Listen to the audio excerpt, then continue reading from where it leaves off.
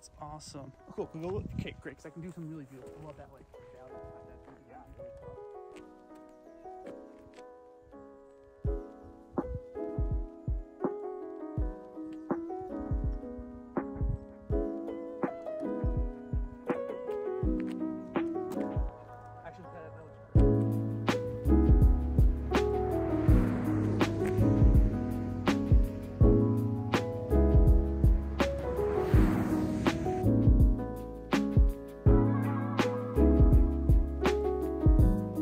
Speed here. I'm gonna sit here.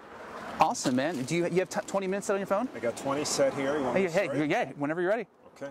Good morning. Good morning. Thanks for coming out, man. First off, this is just stunning. Yep, it's awesome. I have never didn't even know this existed. Yep. I'll just jump right into it. Like, where are you from? I know you are playing car. You said you're from Maine, right? Yep. Where in Maine? Coast of Maine, in a little town called Kennebunk. What's that in relation to Portland? Oh, it's about a half an hour south. Okay, awesome. Yeah. So what was your childhood like growing up in Maine? Because that's such a, from my knowledge, because being from Philadelphia, that's just like this area that's so far away from everything in a sense. Yeah, it is. Yeah. It's, if you look at Maine, there's only about 1.5 million people there, and it's mostly green. But in the summertime, it's super busy with the tourism. Oh, yeah. But otherwise, my experience of it was you were preparing for winter if you weren't in winter. So it was hauling wood, chopping wood. Oh, so that was like your childhood, like chores, in a sense. A lot of it was, yeah. Getting ready for winter? Keeping the house warm, getting ready for winter, because we'd get humongous, snowstorms. Absolutely. So what did your parents do? Were your parents also?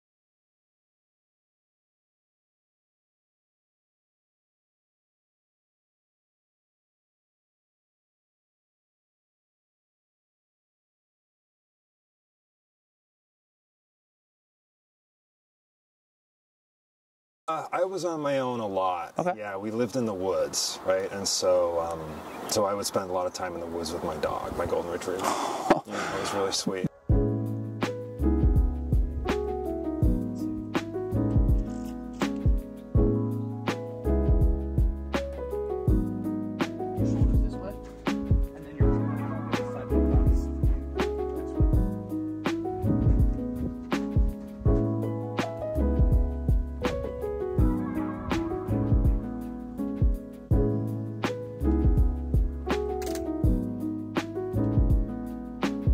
So you grew up in Maine, so where did you go to college? Did you leave? Yeah, well, just a little ways away. Went to the University of New Hampshire. Okay. Yeah. What was that like? What did you study? I studied civil engineering. Okay. Yeah, it was rural. Okay. Yeah. Yeah. So why? Were you always interested in that? Like, how did you find you get your first interest in? Well, I wanted to work with nature.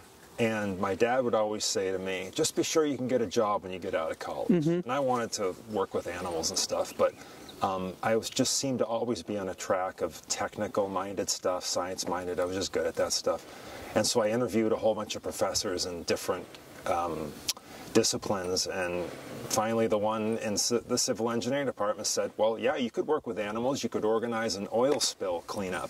Oh, was that your first big assignment job? Nope, never did any of that stuff. Really? But instead worked with nature and land, and working on like we're overlooked here. Like I worked on structures similar to this. Oh, really? Not Okay. dams specifically, but lots of levees and other things like that to hold back water. Working with water is a really interesting thing.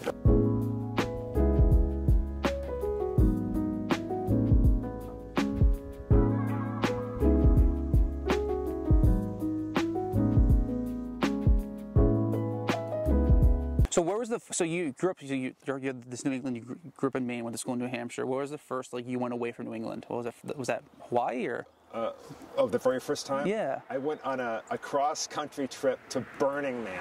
Oh, really? Burning Man. Okay. I was like, this is for me. Oh, wow. Growing up in Maine, it just felt really claustrophobic to me. Oh, okay. I felt like a creative person. So what was that trip to Burning Man like? Oh, my God, it was unbelievable. Yeah. The very first night, all the stuff, explosions going off. This was back in 2008. Okay. Neon stuff. I mean, just looking around at like a 260-degree perimeter or whatever, and just seeing this craziness. I was like, this is what it's like when you're a little child with a sketchbook and you draw something. Oh, wow, and okay. a parent comes up to you and says, we're going to build this. Come back in 15 years when you're older. Oh, my God. So were you more fascinated with the culture shock, or more fascinated how this was built and designed grind to like, because I've never been there, but I've read enough and seen enough. It's like you have to like trade, and then you can't drop your own like the water, like, you know, resources. You have to like take your own out. Like, were you fascinated like as a? I was fascinated by the creative stuff. Okay. Yeah, definitely. I felt like there was this big part of me inside of me that wasn't fulfilled by growing up in my little town in Maine. Okay. And coming out here where everything's big and expansive and being out in the desert and there's all these people wearing whatever they want, building whatever, I was just like, oh my God, there's so much possibility here. Yeah. I only saw it in little glimpses in TV growing up, you know. Okay. But to just be in that where anything's possible, where people are bartering and they're friendly about it and giving and giving and giving, I was like, this is awesome.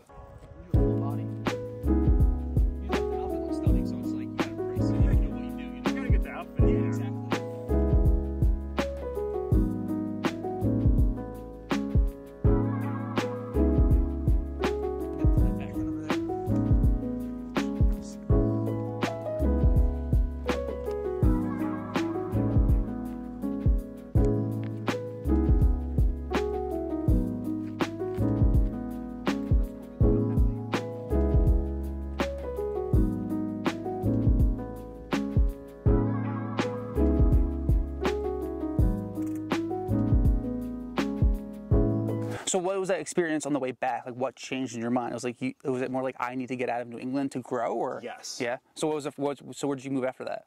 Well, I moved. What happened? I moved to Seattle, actually. Okay. So did you move because you had a job, or you just moved and said, "Fuck it, I want a job. You just wanted to get out and see the world. Left. I had enough saved up. Okay. Just moved in, lived in an apartment for 3 years in Seattle, right on the Fremont-Ballard line. Okay. Funky little neighborhood.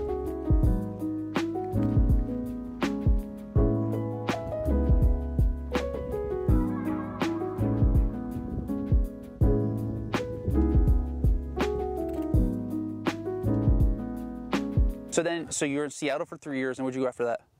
After that, I moved to Hawaii. Oh, what was Hawaii like? Like, was that like a? It was amazing. It was a culture shock in many ways. What was the biggest culture shock you noticed? Well, I grew up in a state that's 99.9% Caucasian, and then living in a state that isn't that way.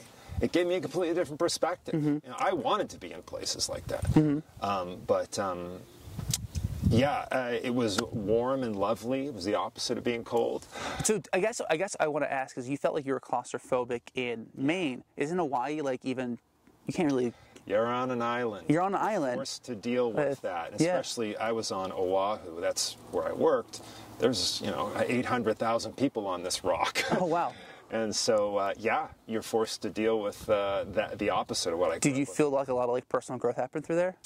Yeah. Yeah. Yeah. I was alone a lot. I've always kind of been a loner. I didn't have a car. I just rode a bike around. Okay. A lot of personal growth. Yeah. Definitely. I'm sorry, good. I was just happy to be influenced by people from different cultures. I wanted to experience that. Yeah, that's kind of what I was hoping to try to capture.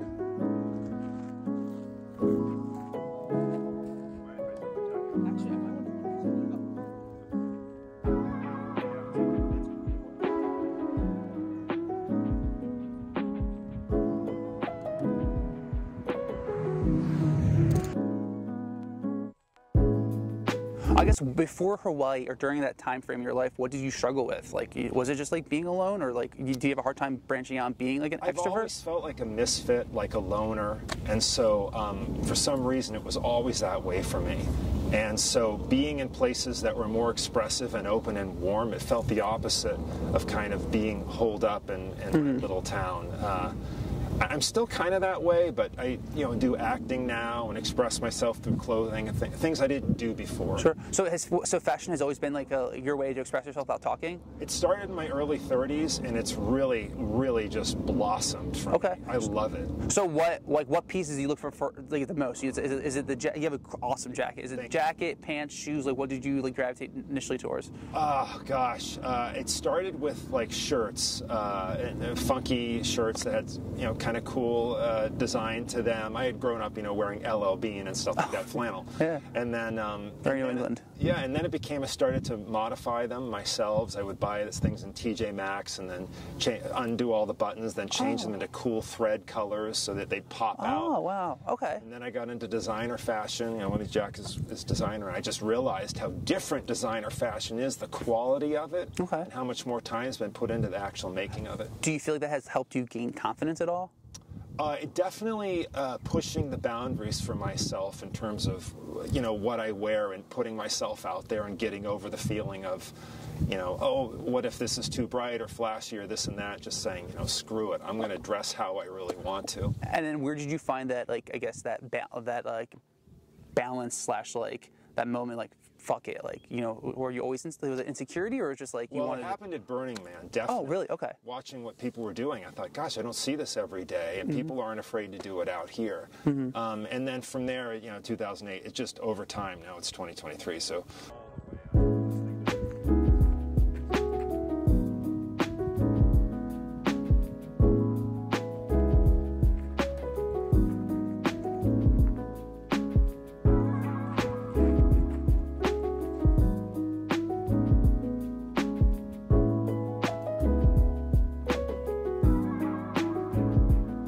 So do you have a hard time living in the moment? Is that something you've like? Oh, yeah. I had tons and tons of anxiety and craziness all growing up, and feeling like a misfit. But it's gone away considerably. So how did you get to that part, like going it away? Is it just embracing those fears, or just like admitting to it, or running and hiding from it? It's all that stuff. It's journaling. I sat in therapist chairs for 30 years. It's wearing provocative clothing, it's saying things that I wouldn't normally say, being in situations that feel uncomfortable and just dealing with it, keeping journals, reading self-help books. I've been on this journey for a long, long time. And then where would you see yourself? I hate the question, where do you see yourself in 5 years, but I want to ask, where do you see your personal growth in the future? Like, is it something you're always going to keep going towards? Is there an end goal, or are you just going to enjoy the process? Well, it definitely gets more and more spiritual for me. I see more and more a bigger picture happening here, kind of like I'm an actor in a play, and I'm kind of almost like less and less dependent on the outcome and more just present. So 5 years from now, if possible, being completely present and allowing what happens happen, whether that's something that feels like I don't want it or I do want it, just allowing it to play out.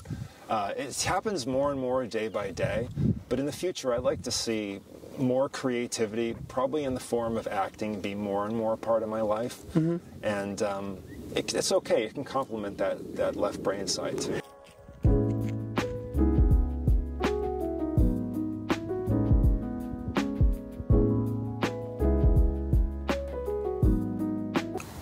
I guess, what's your favorite thing about yourself?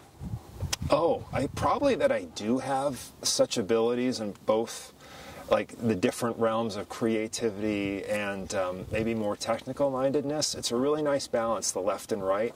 I'm really good at, I don't know, I guess listening, and even though I'm doing all the talking. No, yeah, of course. I really enjoy, communicating with people and maybe expressing a story and learning their story and seeing the similarities and going, oh, despite this huge chasm that seemed to exist between the two of us, we really do have a lot in common. I feel like as the older I get and the more I travel and I get to talk to people, there's a lot more in common than people like to think. But if it's like a political craziness, you can always find a common ground that like everyone's generally going through the same anxiety overall. Because at the end of the day, I feel like everyone just wants to feel accepted. Yeah. And even if it's like loved, accepted, and I just feel like, I think what's beautiful, what's happening, at least from what I've noticed, is like most people don't care for money as much as I think it was advertised as younger. Like, I grew up in parents like, get a job, and I was like, I want to go into like, filmmaking and art and all this kind of fun stuff. And they're like, and they never were like, you're stupid. They're more like, how are you going to make money?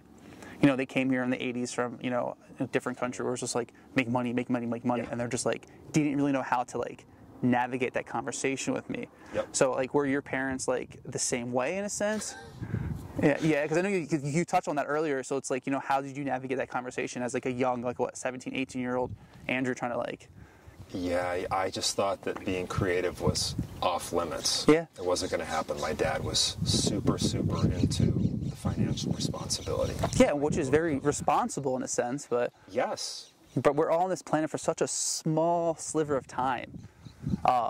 That's 20? That's 20. That is awesome. So I'll ask one last question, and I guess what I like to end it on is like, what is one thing people should always like believe in? Oh man, I'd say the resilience of the human spirit. Oh wow, that's, you know, that's actually profound and beautiful. That really is. Sweet, I'm gonna end it there.